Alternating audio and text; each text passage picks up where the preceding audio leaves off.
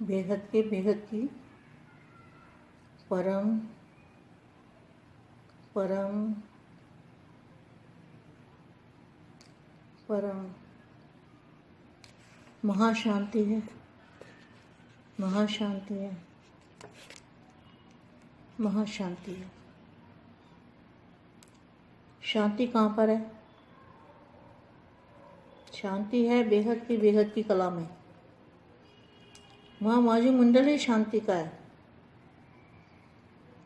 वहाँ का वायुमंडल परम परम परम महाशांति का वायुमंडल है। उस वायुमंडल को याद करने से हमारी आत्मा के अंदर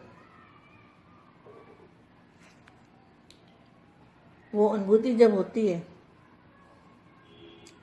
किसी चीज़ की अनुभव होती है ना, तो अनुभव होने से वो इतना जबरदस्त वायुमंडल है। वहाँ दादाजी का मूल स्थान है और उस वायुमंडल के अंदर भी दादाजी के मस्तक से लाइट आ रही है। पावर हाउस, लाइट हाउस, उससे तो पावर आ रही है, मगर पावर आ कहाँ पर रही है? ग्रहण कौन कर रहा है? आत्मा आ किस में रही है? पावर, वो पावर की हमें अनुभूति करनी है। अनुभव ही को अभी क्या अंत में जो वाणी में बताया हुआ है, अंतिम कोर्स है रियलाइजेशन कोर्स। तो क्या रियलाइज करना है? अपने आत्म स्वरूप का रियलाइज करना है। दादा से पावर आ रही है, ये रियलाइज करना है। नई दुनिया को रियलाइज करना है, नया वायुमंडल को रियलाइज करना है और आकारी रूप का भी अनुभव करना है, ये रियलाइज करना है। निराकारी, आकारी और सकारी, सकारी, आकारी और निराकारी, तीनों रूपों की अनुभूति बहुत ही बेहद की आत्मा कर सकती है। जो बेहद के बेहद की आत्मा है, जो नष्टुमा की स्टेज में है, वही आत्मा इस पावर को, इस एनर्जी को, इस परम शक्तियों को, लाइट और माइट हाउस को अनुभव कर सकती है। ऐसी आत्माओं को, यह आत्मा विश्व सेवाधारी है, विश्व कल्याणकारी है, स्व परिवर्तन से विश्व परिवर्तन करने वाले हैं। ऐसी विशेष आत्माओं को, सेवाधारी आत्माओं को, सेवाधारी माँ का जात प्यारा और नमस्ते।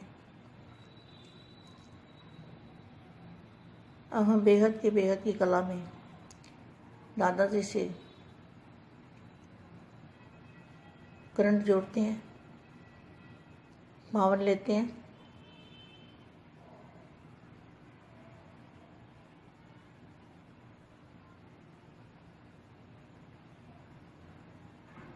परम शांति। अब मैं इस वाणी से फिर दोबारा से रिपीट करती हूँ। निराकारी, आकारी और सकारी। तो निराकारी रूप कैसा है? निराकारी आत्मा स्वरूप बीज रूप अवस्था, जिसको कहा गया है बीज रूप अवस्था। बीज कितना छोटा होता है? सुई की नोक से भी करोड़वां भाग, अरबवां भाग छोटा। तभी तो दिखाई नहीं देती ना आत्मा। आत्मा दिखाई क्यों नहीं देती? क्योंकि आत्मा परम प्रकाश की है। तो परम प्रकाश कैसे दिखेगा? पांच तत्वों की दुनिया में परम प्रकाश तो दिखाई नहीं देगा ना, मगर महसूस तो कर सकते हैं, रियलाइज तो कर सकते हैं। तो ना तो आत्मा दिखाई देगी, आत्मा की अनुभूति हो सकती है। तो आत्मा की अनुभूति बेहद की जो आत्माएं हैं, उनको बीज रूप अवस्था भी धारण करनी है। कभी बीज रूप अवस्था, निराकारी अवस्था, आत्मस्वरूप की अवस्था, और कभी आकारी रूप की अवस्था, और कभी सकारी रूप की अवस्था। निराकारी रूप में बाप के साथ बैठ जाना है, आकारी रूप की भी अनुभूति करनी है, और सकारी रूप की भी अनुभूति करनी है। और अकारी रूप माना फरिश्ता रूप। निराकारी, अकारी और सकारी, इस तीनों स्टेजेस को समान बनाया है क्वेश्चन मार्क है। जितना सकारी रूप में स्थित होना सहज अनुभव करते हो, उतना ही अकारी स्वरूप अर्थात अपनी संपूर्ण स्टेज, अकारी स्वरूप अर्थात अपनी संपूर्ण स्टेज व अपने अनादि स्वरूप, अनादि स्वरूप निराकारी, निराकारी स्टेज में स्थित होना सहज अनुभव होता है क्वेश्चन मार्क। ये बहुत मुश्किल काम है, निराकारी रूप को जानना, अनुभव करना, आत्मस्वरूप की अनुभूति करना, बीज रूप अवस्था की अनुभूति करना और फरिश्ता रूप की अनुभूति करना। आकारी स्वरूप अर्थात अपनी संपूर्ण स्टेज, अपने अनादि स्वरूप निराकारी स्टेज में स्थित होना सहज अनुभव होता है। साकारी स्वरूप आदि स्वरूप है और निराकारी अनादि स्वरूप है। साकारी स्वरूप अभी वाला है ना, तो अभी वाले को कहेंगे आदि स्वरूप, और निराकारी अनादि स्वरूप, ओरिजिनल, जो ओरिजिनल स्वरूप में हम थे पहले, निराकारी अनादि स्वरूप। तो आदि स्वरूप सहज लगता है, या अनादि रूप में स्थित होना सहज लगता है। वह अविनाशी स्वरूप है। जो निराकारी अनादि स्वरूप है वह अविनाशी स्वरूप है, उसका विनाश नहीं होता। और जो सकारी स्वरूप है वह परिवर्तन होने वाला स्वरूप है। तो सहज कौन सा लगता है? सहज कौन सा होना चाहिए? सकारी स्वरूप की स्मृति स्वतः ही रहती है ना, यहाँ निराकारी स्वरूप की स्मृति स्वतः रहती है या स्मृति लानी पड़ती है? मैं जो हूँ, जैसा हूँ, उसको स्मृति में लाने की क्या आवश्यकता है? अब तक भी स्मृति स्वरूप नहीं बने हो, क्या यह अंतिम स्टेज है? यहाँ बहुत समय के अभ्यासी ही अंत में, जिनको बहुत समय का अभ्यास होगा, क्या यह अंतिम स्टेज है? यहाँ बहुत समय के अभ्यासी ही अंत में स्टेज को प्राप्त कर पास विद्वान बनेंगे। वर्तमान समय पुरुषार्थियों के मन में यह संकल्प उठना है कि अंत में विजयी बनेंगे। पुरुषार्थी क्या सोचेंगे? कोई अंत में देखेंगे, अंत में बन जाएंगे, वह अंत में निर्विघ्न और विघ्न विनाशक बनेंगे। यह संकल्प ही रायल रूप का अलबेलापन है, अर्थात रायल माया है। यह संपूर्ण बनने के में विघ्न डालता है। यही अलबेलापन सफलता मूर्त और समान मूर्त बनने नहीं देता। बेहद के बेहद की परम परम परम महाशांति है, महाशांति है, महाशांति है।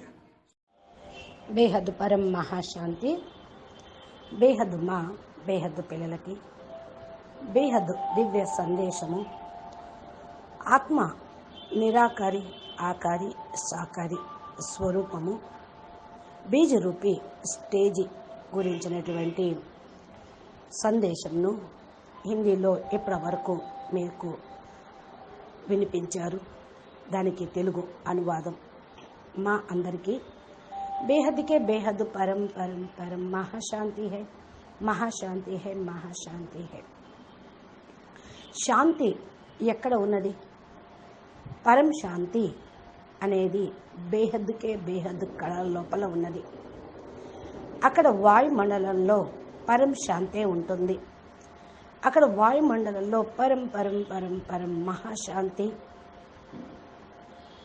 ఉంది అని స్మృతి చేయటంతో మీ ఆత్మ లోపలికి అనుభూతి అనేది కలుగుతుంది. ఎప్పుడైతే ఆత్మ లోపల అనుభూతి అవుతుందో అప్పుడు ఇంకే వస్తువు గురించి మీకు ప్రీతి, ఇష్టం అనిపించదు.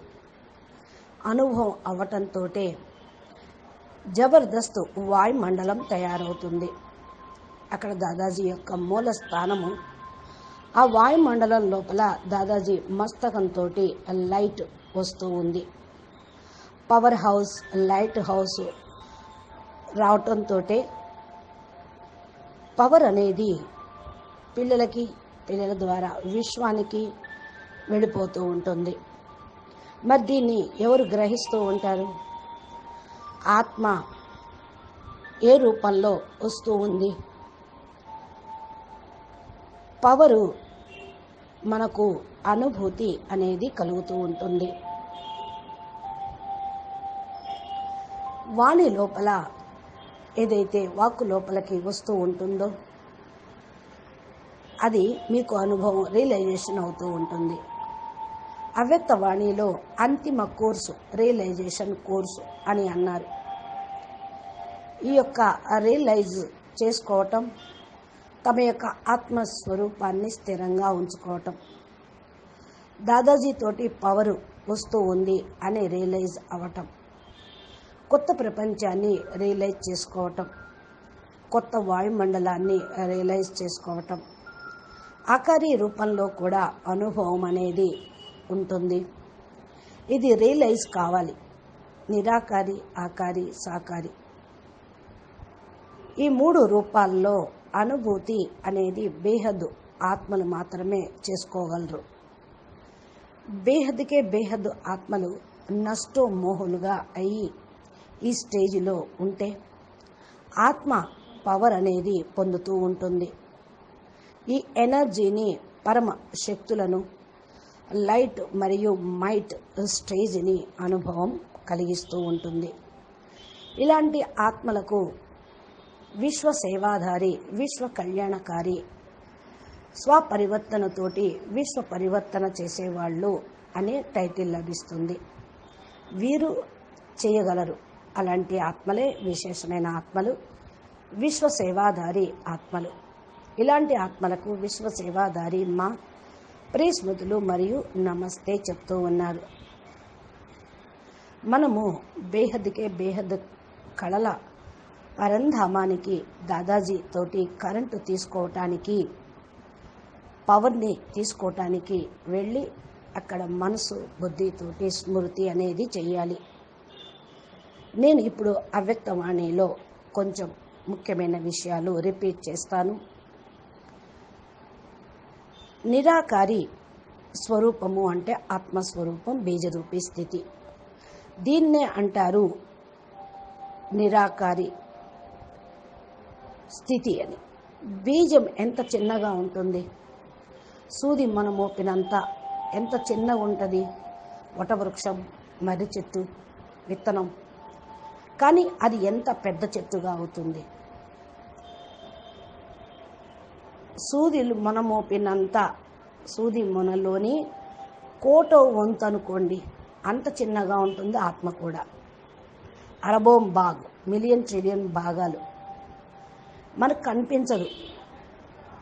ఆత్మ కూడా కనిపించదు.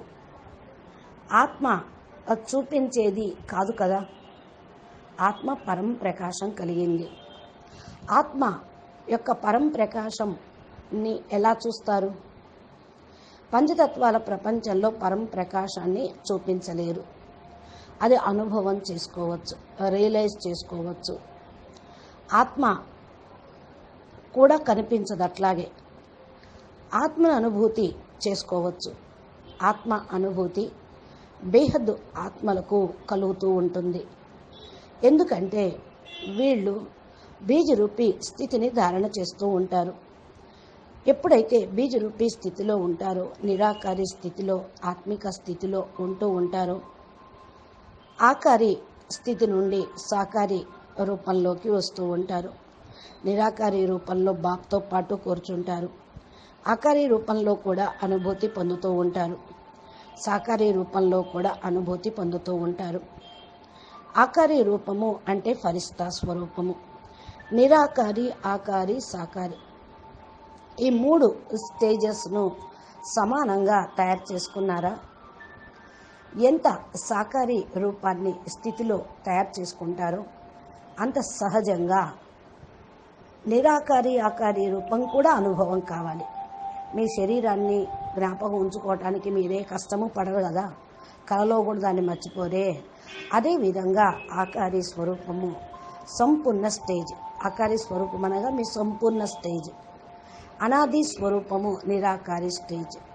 అదేవిధంగా అంత సహజంగానే అనుభవం కావాలి.